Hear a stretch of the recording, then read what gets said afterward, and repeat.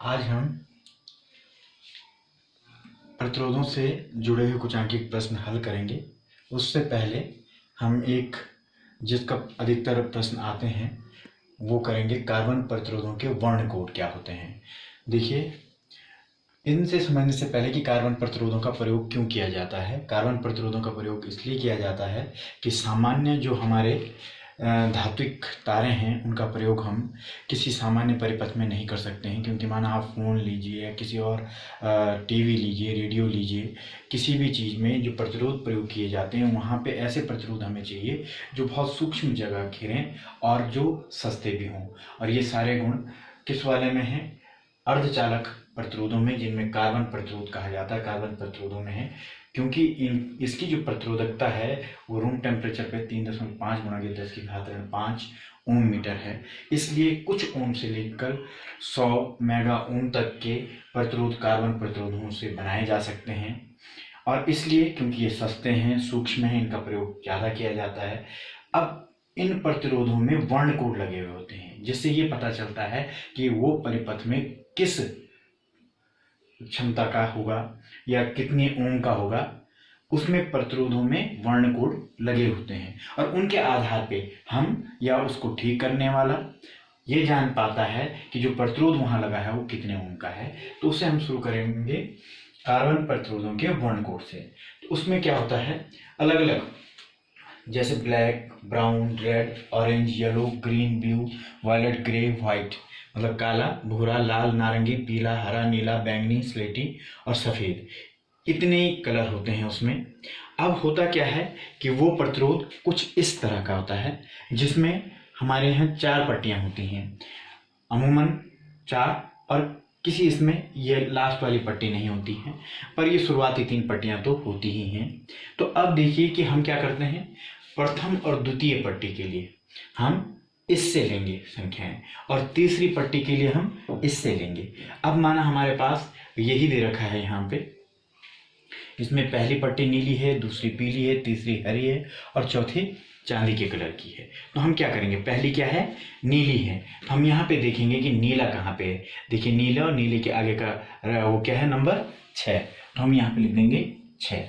अब दूसरी पीली पट्टी है, तो हम यहाँ पे ढूंढेंगे कहाँ पे पीला है, और पीले के सामने का अंक कितना है, 4, तो ये कितना हो जाएगा, 4। अब देखिए, इसके बाद अगली पट्टी है हरी, तो अब हरी देखेंगे हरी कहाँ है, और हरी के लिए अब यहाँ नहीं चलेंगे क्योंकि तीसरी पट्टी की बात आ रही है। तो हरी के लिए हम कहाँ चलेंगे, इस जगह पे, तो यहाँ पे लिखा जाएगा 10⁵5। अब इसके बाद अगली पट्टी क्या है, चांदी लिखा, और उस चौथी पट्टी के लिए हम इस वाले का प्रयोग करते हैं, जो कि सहनशीलता बताती है कि यह प्रतिरोध कितनी ज़्यादा सहन कर सकता है विद्युत को, उसकी सहनशीलता। अब हरी वहाँ पे क्या लिखा हुआ, चांदी, चांदी क्या है यहाँ पे, चांदी के सामने का +-10, तो ये उसकी सहनशीलता है और इतना ओम हमारा प्रतिरोध होगा।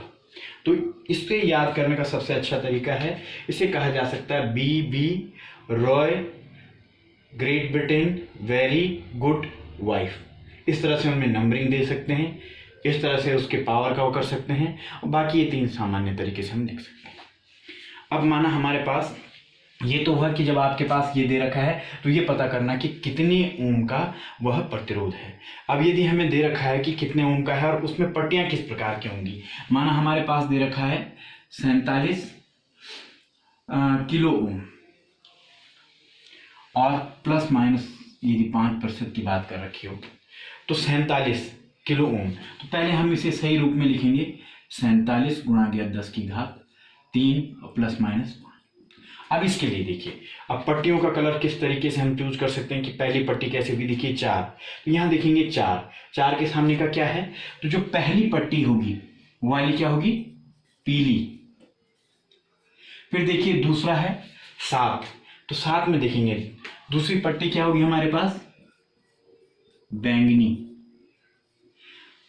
फिर उसके बाद 10⁵3, 10⁵3 कहाँ पे है, ये, और यहाँ पे क्या है, नारंगी।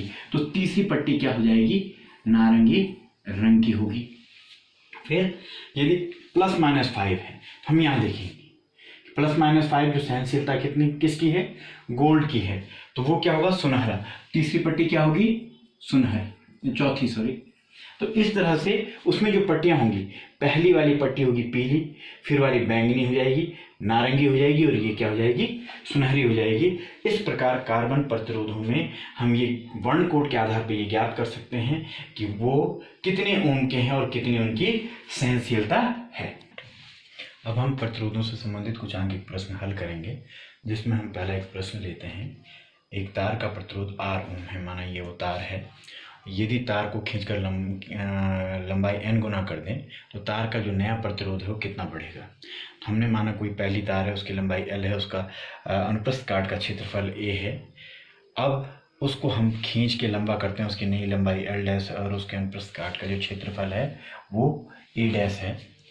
तो अब हमने उसका प्रतिरोध ज्ञात करना है। तो पहले हम सामान्य देखिए कि आयतन नहीं बदलेगा। यदि हम तार को खींचते हैं तो उसका आयतन नहीं बदलेगा, इसलिए पहले आयतन ये था और बाद का आयतन LA डैश था।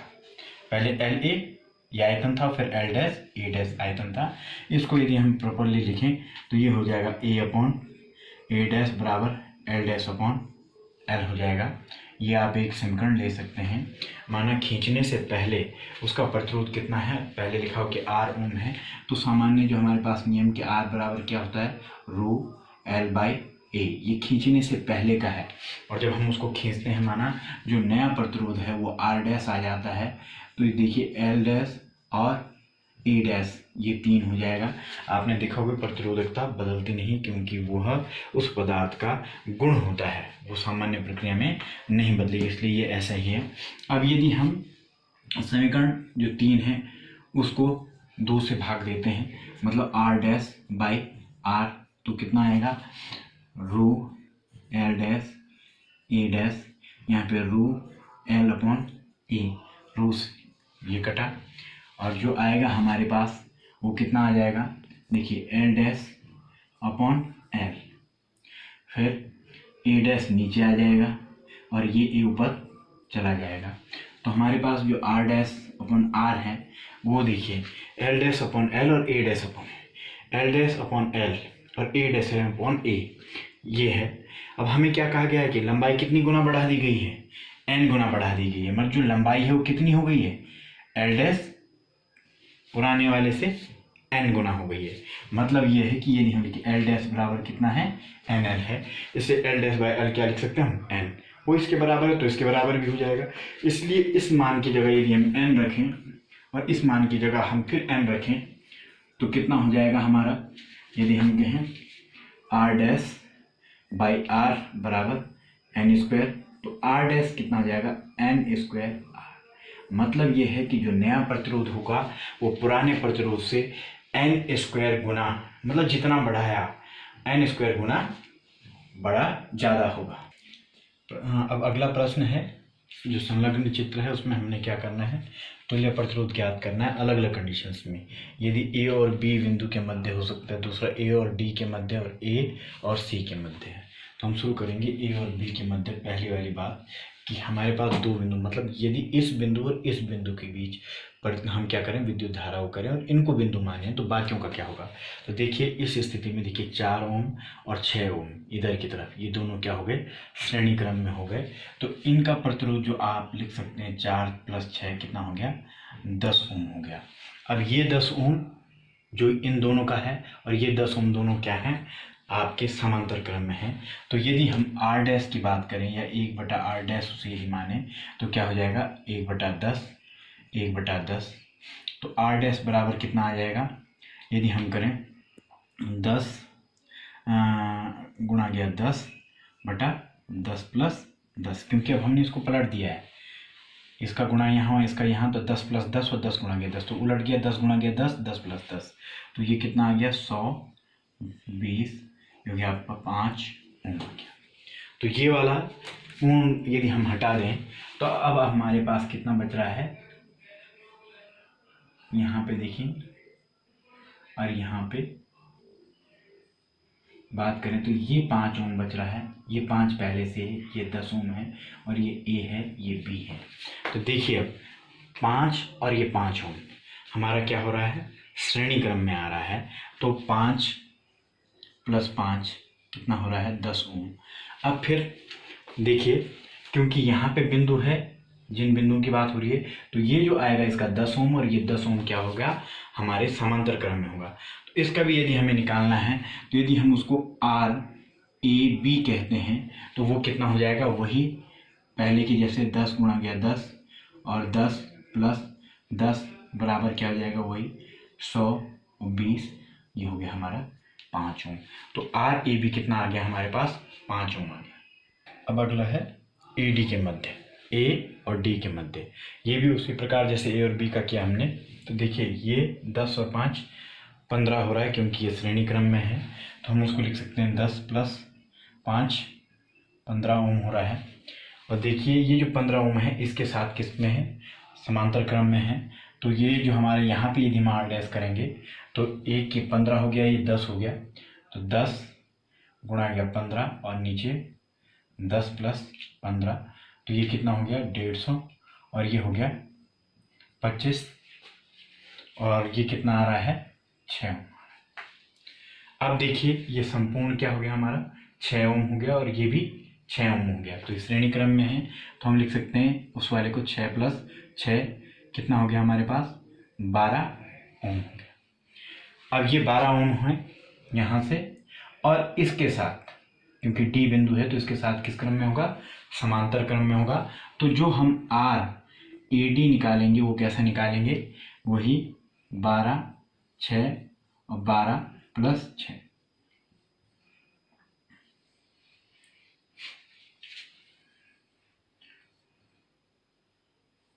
नौ दूनी 8, 4 दूनी 4।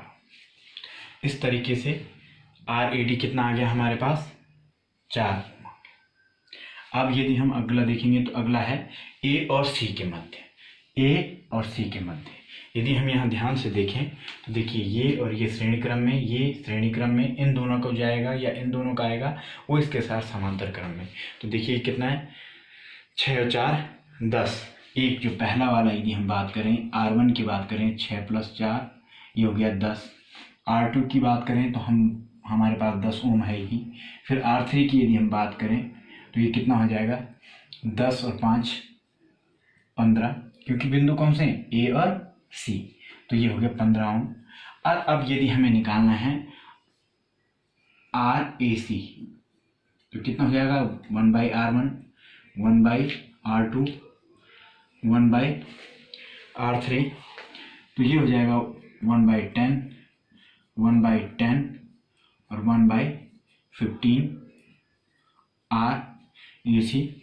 इसकी यदि हम कैलकुलेशन करेंगे तो कितना आ जाएगा, ये देखिए 15 10 का जो लसाप आएगा वो कितना होगा 30, तो ये हो गया, यहाँ आएगा 3 3 और यहाँ आएगा 2, तो ये आएगा 3 3 6 और 2 7 8 और यहाँ हो जाएगा 30, तो 1/R कितना आ गया।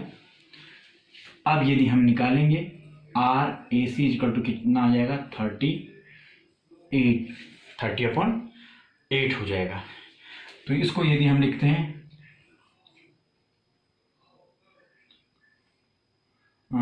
3.75 के करीब आ रहा है, तो ये हो गया इसका।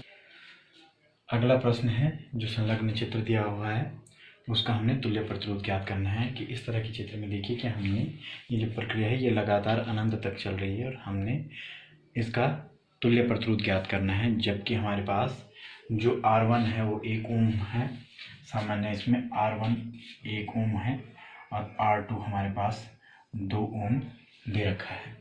तो हमें इसका जो टोटल जो तुल्य प्रतिरोध होगा हमें ज्ञात करना है। तो इस प्रकार के सवालों में थोड़ा सा विशेष प्रकार से करते हैं कि हम ये मानते हैं, माना यदि ए और बी बिंदु हैं और इसके मध्य हमें तुल्य प्रतिरोध ज्ञात करना है, तो माना वो तुल्य प्रतिरोध, माना तुल्य जो प्रतिरोध है वो कितना है R। अब हमने R मान लिया है, पूरे उसका जो तुल्य प्रतिरोध है जो आएगा। अब देखिए क्योंकि ये अनंत है तो हम ये मान सकते हैं ये और ये को छोड़ के जो बाकी वाला है वो भी क्या है आर है, क्योंकि अनंत है और ये इतनी सी चीज़ उस पर जुड़ रही है, तो हम ऐसा कर सकते हैं। तो इस प्रक्रिया को हम दोबारा लिख सकते हैं करके, और इसको हम आर मान सकते हैं। ये हमारे पास R2 है, ये हमारे पास R1 है, और ये हमारा A हो गया, ये B हो गया। अब हम इसका तुल्य प्रतिरोध यदि ज्ञात करना चाहते हैं तो पहले हम इसका ज्ञात करते हैं।